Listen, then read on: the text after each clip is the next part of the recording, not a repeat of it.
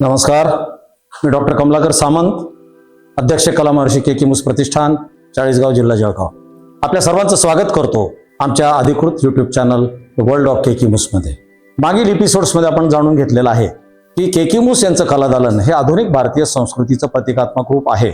आणि जसं मी पूर्वी सांगितलं की प्रत्येक देशाची संस्कृती ही त्या देशातून वाहणाऱ्या प्रमुख नदीवर आधारलेली असते, त्याप्रमाणेच आमची आधुनिक भारतीय संस्कृती ही मात्र त्रिवेणी संगमावर आधारलेली आहे.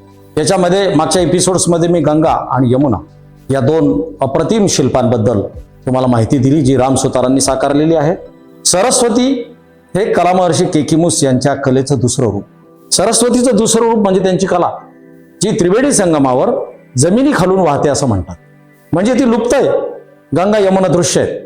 ह्या लुप्त सरस्वतीला दर्शवण्यासाठी मुस साहेबांनी आपली संपूर्ण कला जी आहे, जी सरस्वतीचं रूप आहे, तिला सुद्धा कन्सील केलेलं आहे, तिला लुप्त केलेली आहे प्रयत्नपूर्वक.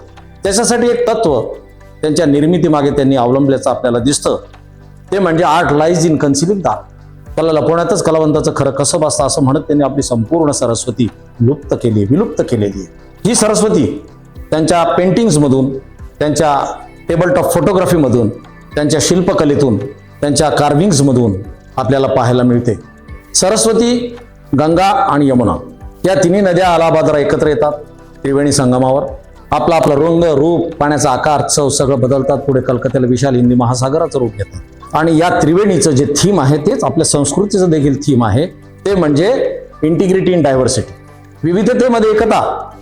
या तिन्ही नद्यांची जी एकता आहे, या तिन्ही नद्या तीन प्रांतातनं येतात, एकत्र येतात आणि त्या एकत्मतेचं दर्शन जगाला घडवतात त्रिवेणीनंतर विशाल हिंदी महासागराच्या स्वरूपामध्ये. तर मुस साहेबांची ही जी सरस्वती आहे ती अधिक तपशीलवार जाणून घेण्यासाठी तुमचं स्वागत आहे आमच्या कलादालनात.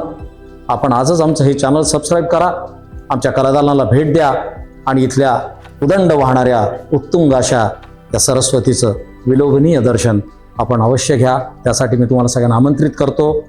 नमस्कार, धन्यवाद.